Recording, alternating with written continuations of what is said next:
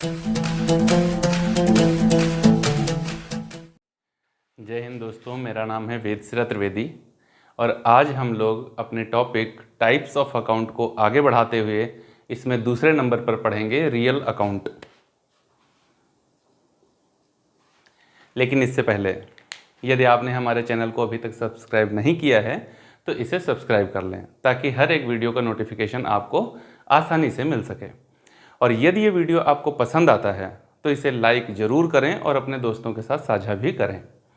चलिए तो स्टार्ट करते हैं हम लोग आज का अपना ये टॉपिक रियल अकाउंट। तो सबसे पहले तो ये जाने कि आखिर वो कौन से ट्रांजैक्शंस हैं जो यहाँ पर लिखे जाते हैं।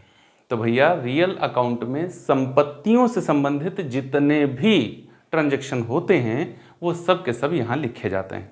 जी हाँ, क्या बताया मैंने, संपत्तियों से संबंधित जितने भी लेन देन होते हैं वो सब के सब जहाँ लिखे जाते हैं उसे ही कहते हैं रियल अकाउंट। इसको हिंदी में कहते हैं वास्तविक खाते। तो अब हम लोग फिर जाने कि संपत्तियां क्या होती हैं। ध्यान दीजिए, संपत्तियां क्या होती हैं। व्यवसाय को सुचारू रूप से चलाने के लिए जिन मूर्त व अमूर्त साधनों का प्रयोग किया जाता है उन्हें संपत्तियां कहते हैं। अब ये संपत्तियां जो हैं इनको कुछ भागों में विभाजित किया जा सकता है। तो हम लोग इनको दो भाग में विभाजित करते हैं। नंबर एक में कर देते हैं फिक्स्ड असेट्स और दूसरे में करते हैं करंट असेट्स। ठीक है ना। वैसे इनको और भी पार्ट में डिवाइड कर सकते हैं। लिक्विड असेट्स भी होती है, वेस्टिंग असेट्स भी होती है और फिक्टिशियस असेट्स भी होती हैं। तो मैं उन्हें बता दूंगा, बाकी जब आगे हमारे वीडियोस बढ़ेंगे तो मैं उन्हें डिटेल को मैं समझाऊंगा आपको। चलिए अब देखते हैं कि फिक्स्ड असेट्स कितने तरीके की होती हैं। तो सबसे पहले देखें कि फिक्स्ड असेट्स क्या होती है। भैया ऐसी संपत्तियां जिनको व्यवसाय में दीर्घकालीन उपयोगिता के लिए परचेज किया जाता है उन्हें स्थायी संपत्ति कहा जाता है। अर्थात इनको एक बार खरीद लिया जाता है तो बहुत लंबे समय तक ये व्यवसाय के लिए काम करती रहती हैं। करंट असेट्स, व्यवसाय इन्हीं से संचालित होता है।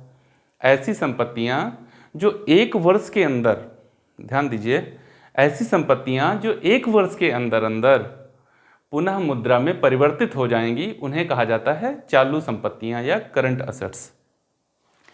अब फिक्स्ड असेट्स को हम लोग दो भाग में विभाजित कर सकते हैं। कौन कौन से? फिक्स्ड असेट्स को भी दो भाग में विभाजित किया जा सकता है। नंबर एक पर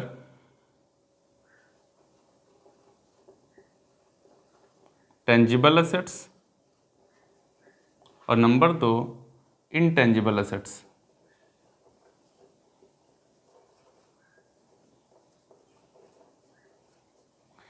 टेंजिबल असेट्स क्या होती हैं? ऐसी संपत्तियां जिनको देखा जा सकता है, छुआ जा सकता है और महसूस किया जा सकता है, उनको क्या कहते हैं? मूर्त संपत्ति या दृष्टिगोचर संपत्ति।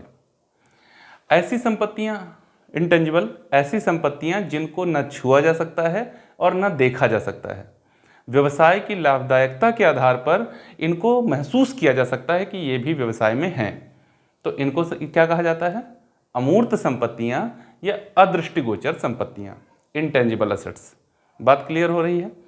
चलिए अब हम लोग देखते हैं कि टेंजिबल असेट्स क्या हैं और इंटेंजिबल असेट्स क्या हैं। कुछ इनके उदाहरण देखते हैं। तो टेंजिबल असेट्स क्या होती हैं? जैसे land, building, plant, machine, furniture. अच्छा, फर्नीचर, तुम लोगों ने एक शब्द पढ़ा होगा, जो लोग कॉमर्स पढ़ चुके हैं, फर्नीचर एंड फिक्सचर। मुझे कमेंट बॉक्स में ज़रूर बताइएगा कि ये फिक्सचर क्या होता है। ठीक है, इंतजार करूंगा आपके कमेंट का। तो देखो, ये जितनी भी संपत्तियां यहाँ पर लिखी भैया, इनको में से ऐसी कोई नहीं है जिसे आप देख नहीं सकते, जिसे आप छू नहीं सकते, और जिसको देख सकते हैं, छू सकते हैं तो उसे महसूस तो कर ही सकते हैं, है ना। बात क्लियर हो रही है? तो ये क्या है? टेंजिबल असेट्स हैं। ये सब टेंजिबल असेट्स में आती हैं। अब इनटेंजिबल असेट्स क्या हैं? इनटेंजिबल असेट्स में आता है गुडविल, ठीक है, कॉपीराइट,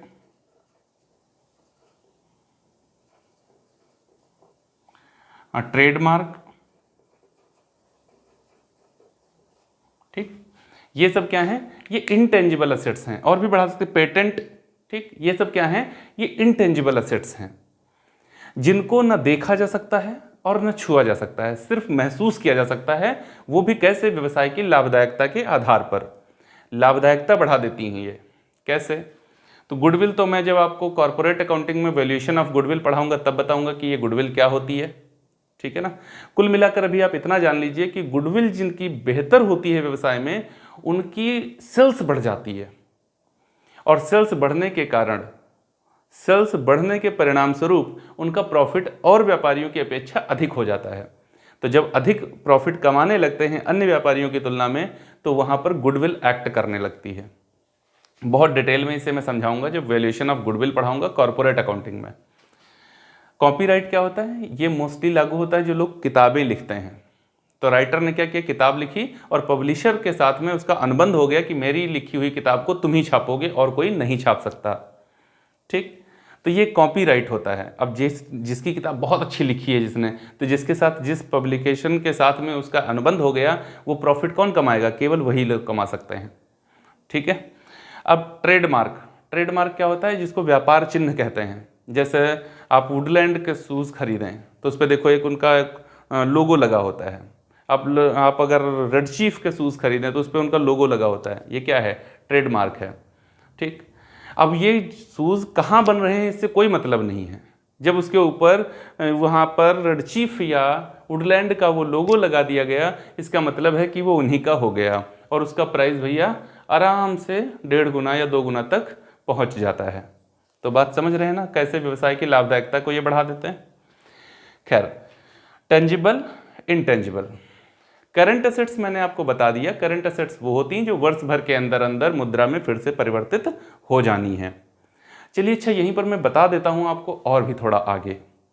कुछ एसेट्स होती हैं जो वेस्टिंग एसेट्स होती हैं, क्षय योग्य संपत्तियां, अर्थात ऐसी संपत्ति जिनका उपयोग करते करते करते करते धीरे धीरे क्या होगा, वो समाप्त हो जाएंगी, उनका कोई मूल्य नहीं बचेगा। जैसे खान, ठीक है ना, जैसे खान वगैरह होती हैं, कोयले की खान हो गई। अब उसमें से अगर कोयला निकालते गए तो एक दिन ऐसा आएगा कि वहाँ कोयला खत्म हो जाएगा, और जब कोयला खत्म हो जाएगा तो वो असेट्स खत्म। पेटेंट, इसका एक लाइफ होता है, उतने वर्षों तक ये लाइफ उसका जब पूरा हो जाएगा तो वो खत्म हो जाएगा। ये वेस्टिंग असेट्स होती हैं। कुछ असेट्स होती हैं लिक्विड असेट्स, ठीक है ना, तरल संपत्तियां। तरल संपत्तियां क्या होती हैं?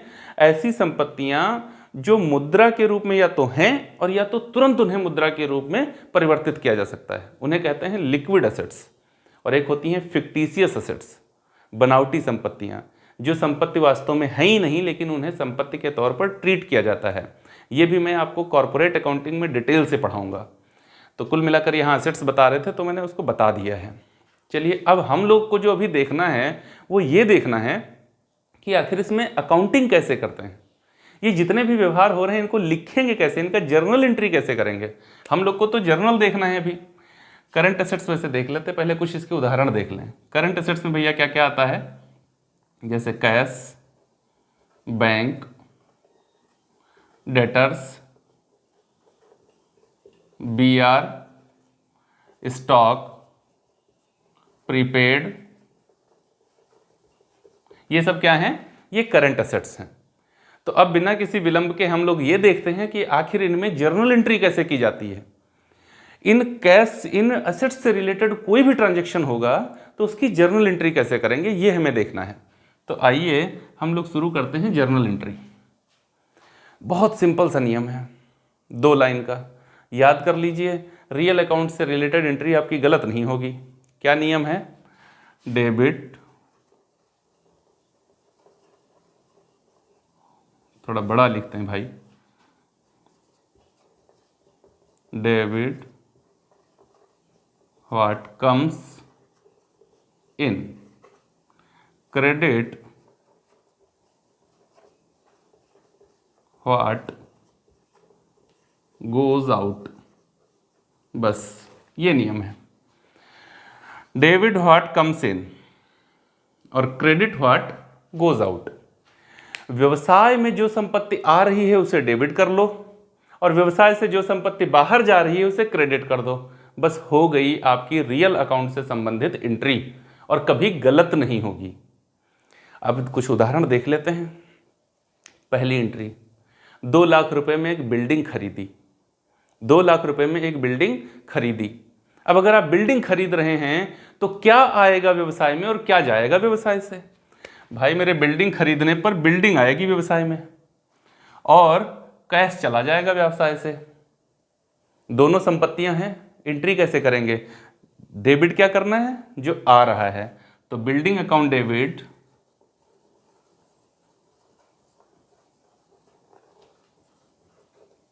टू कैश अकाउंट, 2 लाख और 2 लाख। ठीक बात, हो गई एंट्री। अच्छा, एक प्लांट बेच दिया, एक पुराना प्लांट बेच दिया। अब इसकी एंट्री क्या करेंगे? पुराना प्लांट बेचा गया तो क्या आएगा? कैश आ जाएगा, प्लांट चला जाएगा, एंट्री क्या हो जाएगी? कैश आ रहा है डेबिट कर लो, प्लांट जा रहा है क्रेडिट कर दो, एंट्री हो गई। एंट्री क्या होगी? Cash account debit to plant account, entry हो गई। समझ आ रहा है ना? आपको कोई भी एंट्री समझ में नहीं आए तो आइए हमारे कमेंट बॉक्स में और कमेंट करके हमको बताइए कि ये एंट्री आपसे नहीं हो पा रही है। मैं आपके कमेंट को पर्सनली देखता हूं और मैं वहां पर आकर के आपको समझाऊंगा कि एंट्री ये कैसे बनेगी। आपके कमेंट बॉक्स में मैं बताऊंगा आपको। आप जो भी चीज़ ना समझ में आती हो आप मेरे कमेंट बॉक्स में आके बताइए। और मैं तो अपने इंट्रोडक्शन में ही कह चुका हूं कि कोई चीज़ आपको, जो चीज़ आप पढ़ना चाहते हैं, जो चैप्टर आप पढ़ना चाहते हैं, उसके बारे में आप बताइए मेरे कमेंट बॉक्स में आकर, मैं आपको वो चैप्टर पढ़ाऊंगा बहुत ही आसान शब्दों में। चलिए एंट्री और देखते हैं। अच्छा, एक थोड़ा टेक्निकल एंट्री देखते हैं। एक मशीन खरीदी गई 2 लाख रुपए में और उसके भाड़े पर 20,000 रुपये खर्च किए गए। 2 लाख में एक मशीन खरीदी और उसके भाड़े पर 20,000 रुपये खर्च किए गए। अब एंट्री क्या होगी? तो देखो व्यापार में क्या आएगा? व्यापार में क्या आएगा? मशीन अकाउंट डेबिट, ठीक। और फ्रेट एक खर्चा है तो उसको भी लिखना चाहिए, नहीं उसको नहीं लिखेंगे। एंट्री क्या होगी? Machine account debit to cash account. और यहां पर जो अमाउंट लिखा जाएगा वो 2,20,000 रुपये जोड़ करके लिखा जाएगा। जो अमाउंट लिखा जाएगा वो 2 लाख की मशीन और 20,000 रुपये का भाड़ा, दोनों को जोड़ के लिखा जाएगा। ऐसा क्यों? ऐसा क्यों किया गया? 2 लाख की मशीन तो अब 2,20 क्यों दिखाई जा रही है? तो इसके पीछे एक कॉन्सेप्ट काम करता है। कॉन्सेप्ट का भी आगे मैं वीडियो आपको दे रहा हूं ना, आगे आने वाला मेरा तीसरा या चौथा वीडियो जो आएगा वो कॉन्सेप्ट से रिलेटेड होगा। तो उन वीडियोस को आप देखिएगा, पूरा चैनल को सब्सक्राइब करिए और उन वीडियो को देखिए जाके। मैं कॉन्सेप्ट को एक एक उसकी पहलू, एक एक तह तक जाके समझाऊंगा आपको कि कॉन्सेप्ट कैसे काम करता है बिजनेस में। तो वहां पे आके देखिए, तब मैं आपको बताऊंगा कि आखिर ये कैसे हुआ, कौन सा कॉन्सेप्ट इसके पीछे लागू हुआ। बात समझ आ रही ना? एंट्री हो गई है, क्लियर हो रहा है ना? कोई भी एंट्री ऐसी हो भैया जो आपसे नहीं हो पा रही हो, आप बताइए मुझे, मैं बताता हूं आपको कैसे एंट्री करनी है। अब कोई भी एंट्री कर लीजिए। रियल अकाउंट सबसे आसान एंट्री इसी की होती है, रियल अकाउंट की। अच्छा चलो एक और एंट्री कर लेते हैं।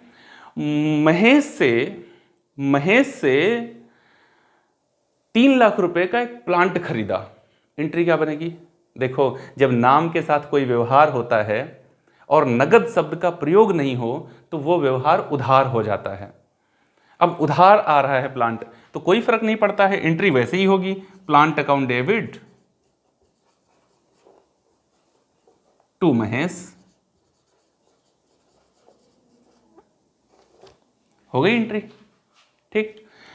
कोई भी एंट्री भैया बहुत आसान होती है, बस आपको क्या याद रखना है? Debit what comes in, credit what goes out. जो भी संपत्ति व्यवसाय में आ रही है उसे डेबिट किया जाएगा और जो संपत्ति व्यवसाय से बाहर जा रही है उसे क्रेडिट किया जाएगा। उम्मीद है आपको ये वीडियो अच्छा लगा होगा और इसने आपकी जानकारी में एक नई वृद्धि करी होगी। जो भी अभी तक आपने एंट्री करने का सिस्टम पढ़ा है उसमें थोड़ी बहुत वृद्धि इसने जरूर करी होगी। ये वीडियो आपको कैसा लगा ये मुझे कमेंट बॉक्स में आकर ज़रूर बताइएगा, अच्छा या ख़राब। मैं ये उम्मीद नहीं करता हूँ आप कहें बहुत अच्छा लगा, बहुत अच्छा लगा। अगर आपको अच्छा नहीं लगा तो क्यों अच्छा नहीं लगा वो भी आप बताइए, खुले मन से स्वीकार है ये मुझे, ठीक है। और अगर अच्छा लगा तो इस चैनल को लाइक ज़रूर कीजिए, सब्सक्राइब कीजिए, इस वीडियो को लाइक कीजिए और अपने दोस्तों तक भी इसे साझा कीजिए। वीडियो को पूरा देखने के लिए आप सभी का बहुत बहुत धन्यवाद। जय हिंद दोस्तों।